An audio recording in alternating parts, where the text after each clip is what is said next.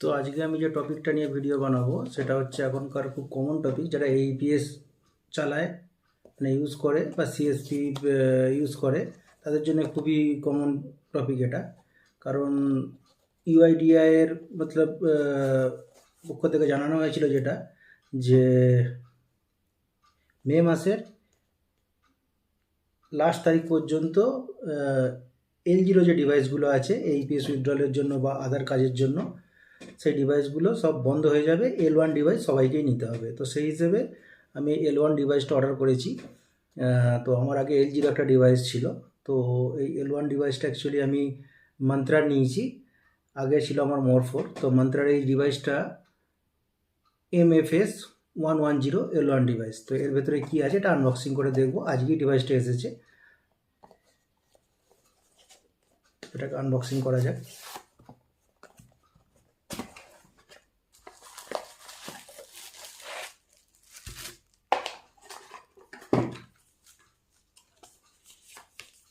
একটা user manual দিয়েছে। User ম্যানুয়ালটা আমাদের কোনো কাজের নয় অ্যাকচুয়ালি, এগুলো যারা নতুন ইউজ করবে তাদের জন্য। আমরা তো অলরেডি ইউজ করছি, আমাদের এটা কোনো ইউজেবল নয়। তো এটাকে সাইড করে দিচ্ছি। এটা কীভাবে কী ক্যাপচার করতে হয়, কীভাবে ফিঙ্গার দিতে হয় এসবগুলো জানবার জন্য এটা আমাদের ইউজেবল নয়, এটাকে সাইড করে দিচ্ছি। একটা র্যাপার দিয়েছে এটাকে ডিসপ্লেটাকে পরিষ্কার করবার জন্য।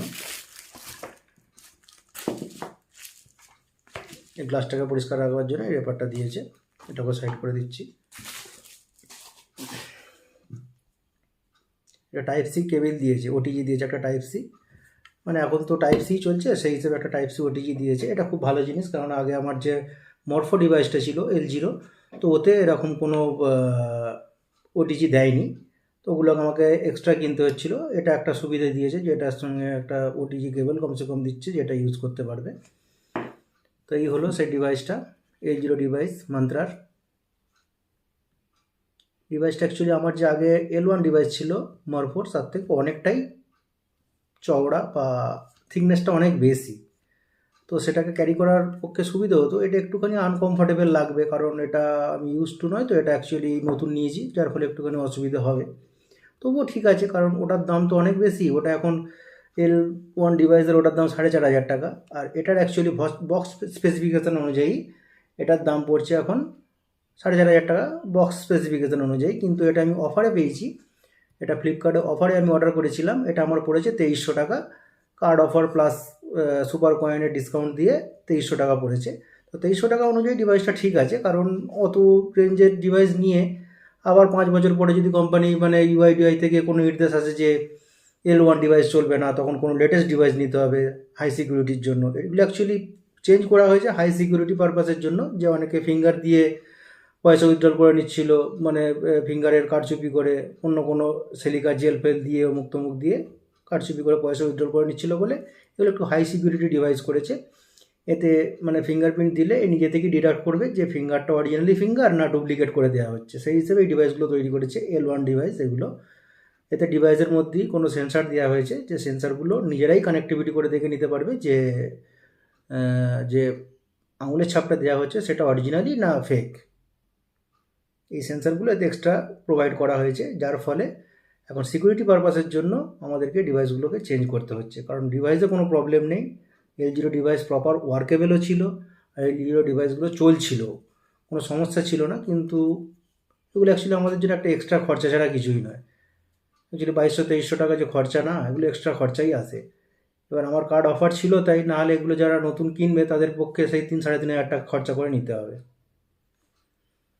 তো এতে আমি অনেকের ভিডিও দেখেছিলাম, ইউটিউব ভিডিও অনেকেরই দেখেছিলাম, আমিও ফলো করি ইউটিউব। তো ইউটিউব ভিডিও দেখেছিলাম, তাতে অনেকেই বলেছিল যে L0 ডিভাইসগুলোর থেকে L1 ডিভাইস নাকি অনেক ক্যাপচার করতে অসুবিধা হচ্ছে, ফিঙ্গার ক্যাপচার করতে অসুবিধা হচ্ছে, অনেক ফিঙ্গারপ্রিন্ট ফেল করছে। কিন্তু এরকম কিছু নয়। আমার সকালবেলা ডিভাইসটা এসেছে, তারপর থেকে আমি 7-8টা ক্যাপচার করেছি, কোনো ক্যাপচার ফেল ইস্যু হয়নি অ্যাকচুয়ালি। তো প্রপার ক্যাপচার হচ্ছে, একটু সময় বেশি লাগছে কিন্তু ক্যাপচার প্রপার নিয়ে নিচ্ছে, ক্যাপচারে কোনো সমস্যা হচ্ছে না। কারণ মরফোর ডিভাইস অ্যাকচুয়ালি আমি যতদূর জানতাম মরফোর ডিভাইস ক্যাপচার কোয়ালিটিতে মানে ক্ষমতাটা একটু বেশি, মানে খুব ফাস্ট ক্যাপচার করে। মান্ত্রার ডিভাইসগুলো ওর থেকে একটু স্লো, মানে ওই মিনিটের ফারাক, মিনিট মানে কি সেকেন্ডের ফারাক, মিনিট বলাটা ভুল হবে, সেকেন্ডের ফারাক। এতে হয়তো 2-3 সেকেন্ডে ক্যাপচার করবে, ওটাই হয়তো 1 সেকেন্ড কি 2 সেকেন্ডের মধ্যেই ক্যাপচার করে নিচ্ছে, 3-4 সেকেন্ড লেগে যাচ্ছে, এরকম ব্যাপার, অন্য কিছু ব্যাপার না, একটুখানি সময় বেশি লাগছে। তো সেই হিসেবে প্রাইসটাও অনেক বেশি। এটা ধরুন যদি এখন এটা 2300 টাকা দাম, ওটার এখন 3500 টাকা দাম আছে।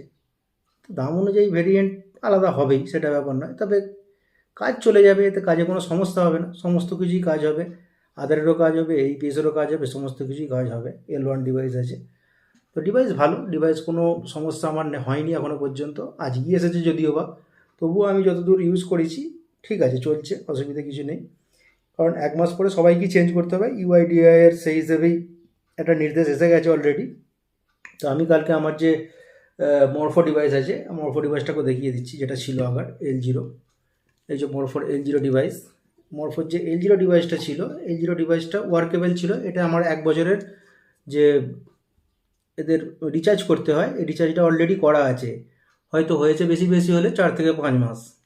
তো আমি সেই হিসেবেই মরফোর অফিসিয়াল ওয়েবসাইটে অ্যাকচুয়ালি গিয়ে ওদের ইমেল আইডিতে মেল করেছিলাম।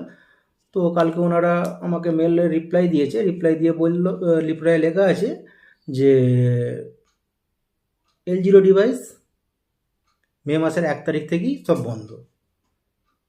তবে সেই হিসেবে চিন্তা করলাম, তাহলে তো আমার 1-2 দিন তো আসতে সময় লাগবে, প্রোডাক্ট আমার 1-2 দিন বিজনেসের অসুবিধা হবে। কিন্তু তারপরে আবার দেখলাম যে 2 তারিখ থেকে আবার L0 ডিভাইস আবার চালু আছে।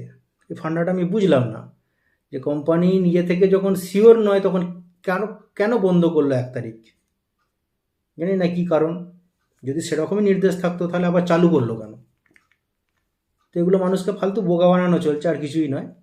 তো এইভাবে বোকা বানানো না বানানোটাই ভালো অ্যাকচুয়ালি, কারণ যেটা করবার আছে সেটা করো, তাতে সবারই সুবিধা হবে। কারণ একটা পয়সা ইনভেস্টমেন্ট করে লাস্টে দেখবো এই L0 ডিভাইসও চলছে, L1 ডিভাইসও চলছে, তাহলে এটা নেবার তো কোনো মতলব হয় না। না, এগুলো খারাপ হয়ে গেছে নিলাম ঠিক আছে, কিন্তু এগুলো তো ওয়ার্কেবল জিনিস, প্রপার ওয়ার্ক করছে, কোনো অসুবিধে নেই।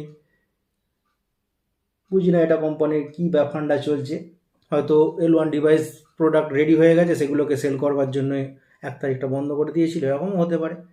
তবে প্রপার যে ইউআইডিআই এর যেটা নির্দেশ আছে, সেটা এই মাসের লাস্ট তারিখ থেকে বন্ধ হয়ে যাবে, এটা নির্দেশ আছে অফিসিয়ালি একটা, যে ওনারা বিজ্ঞপ্তি জারি করেছিলেন, তাতে আমি ফলো করে দেখেছি যে এই মাসের লাস্ট থেকে বন্ধ হয়ে যাবে।